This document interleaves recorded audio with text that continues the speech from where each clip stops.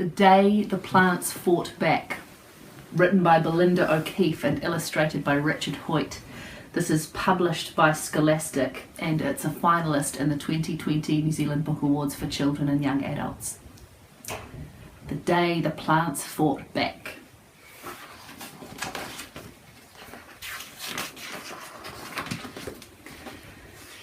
Two boisterous boys who made lots of noise found it dreadfully hard to be good, always charging and barging, fighting and biting, and not acting quite as they should. Patrick and Wayne drove their parents insane, but they could be good if they tried. Still, they'd roar and they'd claw, they'd scoot and they'd shoot until somebody eventually cried.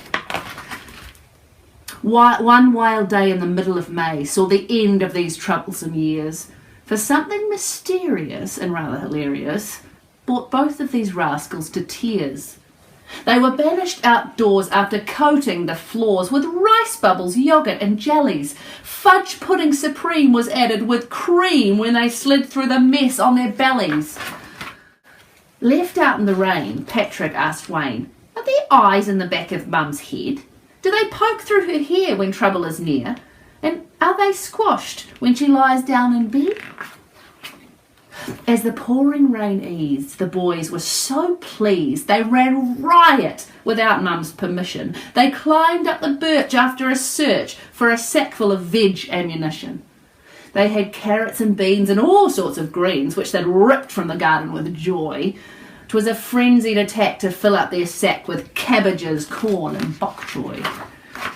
From high up the tree they giggled with glee as the veggies were used as grenades. Then, in need of some more to fire next door, they climbed down for golf balls and spades. "Bombs away!" Wayne cried as a golf ball was fired, destroying Mum's prize-winning daisy. "Slay the plants!" they hooted as more were uprooted. These boys had gone utterly crazy. Then, "I beg your pardon," came a voice from the garden. They both peered down in surprise. They looked left, they looked right. Not a person in sight. "You boys have been very unwise." It was then that they saw, near the old greenhouse door, a scene that would make their blood freeze. For there, on the lawn, stood an army of corn, husks blowing away in the breeze. "We have ears, don't you know?" one called from below as the corn cob slowly crept closer. "You should be ashamed, for you've mauled and you've maimed what will now have to come from the grocer." "Let's get inside or find somewhere to hide," whispered Wayne as he shivered and shook. Was this horrible scene just a terrible dream, like something you'd read in a book? Upon their dismount, they tried not to count the furious faces of corn. From the foot of the tree, the boys could now see an escape route beyond the back lawn. The two little vandals kicked off their jandals and sprinted like never before, but in their hysteria tripped on the wisteria, which was blocking their way to the door. It was far too late to make for the gate when they saw this plant too was alive. It was creeping and climbing around their legs, twining as they tried to escape down the drive. The tendrils were long and frightfully strong. The boys could not move an inch. They twisted and turned, wriggled and squirmed, and now it was starting to pinch. A wild face appeared with a green leafy beard as the vine creature started to roar. "This garden you've smashed, destroyed, wrecked and trashed, and now we hereby declare war." With much jerking and jiggling, writhing and wriggling, the spade was at last within reach.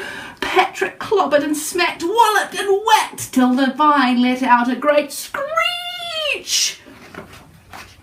As the plant lost its grip, they were able to slip and break free from its willowy arms.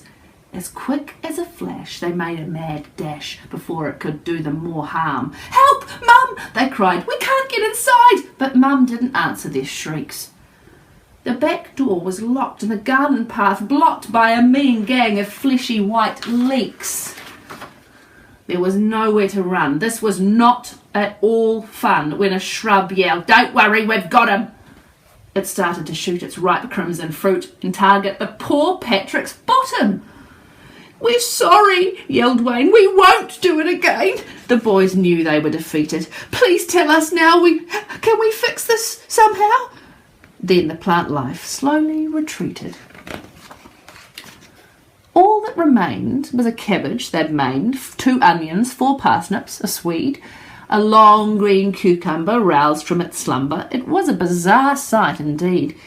"To show your respect, you both must protect this garden throughout every season," Judge Cabbage went on. "But if you do wrong, we'll continue tormenting and teasing."